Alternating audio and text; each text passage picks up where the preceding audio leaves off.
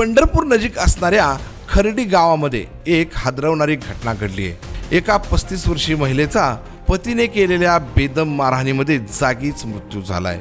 अमिता अजय भोसले असे मृत महिलेचे नाव असून ही घटना काल दुपारी घडल्याचं समजतंय।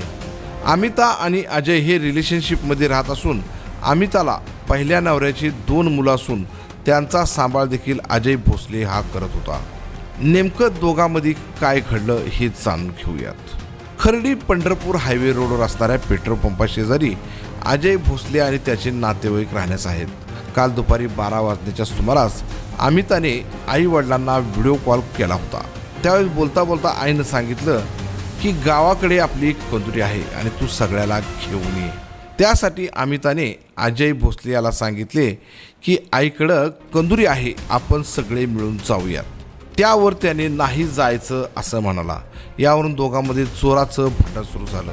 हे होत असतानाच अजयने तिला घरातील जड वस्तूने बेदम मारहाण करायला सुरुवात केली, ज्यामध्ये तिचा जागीच मृत्यू झालाय।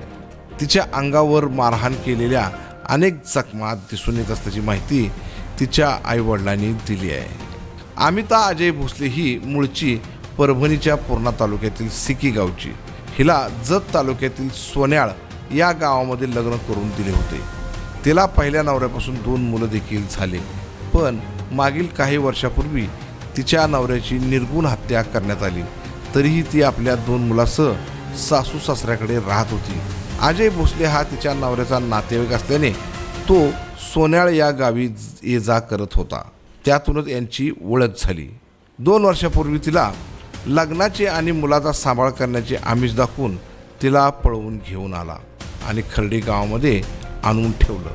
मुलगी कुठेतरी सुखात राहते म्हणून आईवडिलांनी या प्रकरणाला विरोध केला नाही, मात्र आज तिच्या बाबतीत विपरीत घडलं आहे। ती कंदुरीसाठी माहेरी जाण्याचा आग्रह करत होती, मात्र नराधम नवऱ्याने तिला बेदम मारहाण करत तिचा जीव घेतला आहे। ही संपूर्ण घटना तिच्या मुलींनी पाहिला असल्याने तिनेच आजीला फोन करून सांगितले की आईला वडिलांनी मारून टाकलंय।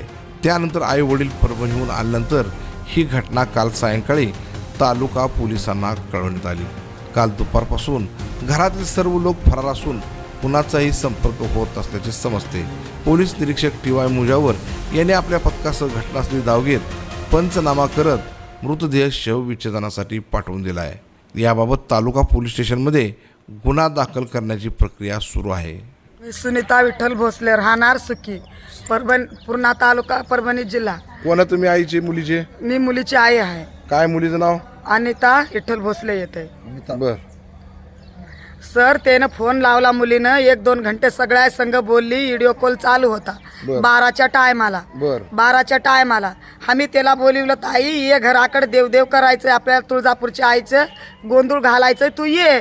मी येतो म्हणली। त्यानं तयार होऊन येतो म्हणली मुलगी। त्याच्या अर्ध्या घंट्यानं 1 घंट्यानं लहानी मुलगी आहे, एक 7 वर्षाची मुलगी आहे, 7-7.5 वर्षाची मुलगी आहे, नात आहे त्याची। त्या मुलीनं फोनवर रडून म्हणले की एक बाई 2 गडी मारला, 2 लेकरं। त्याला त्या पोरीनं रडून नातून काय म्हणली की ह्या लोकांना मारलेलं आहे आईला, आई मरून गेलेली आहे, तुम्हाला लवकर यावं लागण आई। त्याच्या अजय भोसले, अजय भोसले ना, पुढच्या बापाचं नाव काय आहे की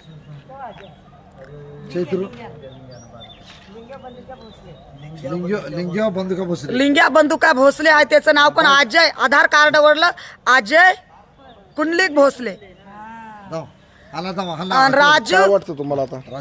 साहेब, त्याला मरणाचं मारलेलं आहे। आम्ही स्वतः बघितलंय, डोळ्यामधून रक्त निघायले, तोंडामधून रक्त निघायले साहेब। मारल्याच्या योगानंच रक्त, मांडीवर मार हाय, पाठीवर बी मार हाय साहेब। आमची केस हे घ्यावा लागन। आमच्या नातूला घेऊन किडनॅप करून डोसक्याच्या ह्या लवण्याच्या हिशोबानं मार हाय, डोक्याच्या जाग्यावर साहेब। त्यानं मारच्या योगानं जीव सोडलेला आहे सर। हे बरोबर आमची केस व्हायला पाहिजे। आणखीन आमच्या नातूला किडनॅप करून लपवून ठेवायलेत साहेब, आमच्या ताब्यात द्यायला गेले। विठ्ठल कृष्णा भोसले। बर, गाव कुठलं? गाव सिक्की, पूर्णा तालुका, जिल्हा परभणी। बर, काय झालं नेमकं?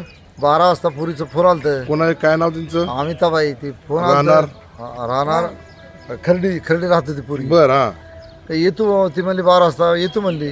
कशाला? मग या टाइमला ती नवऱ्यानं काय केलं, जाऊ नको म्हणून त्याला मारून टाकली. 12 वाजता मला 1 वाजता फोन आला, पोरगी मेली म्हणून. नातीनं मग सांगितलं. नातू काय म्हणली का आजा आईला मारून टाकली, तू या रडून सांगायला. मी तयार जिंकून आलो साहेब पोलीस स्टेशनला.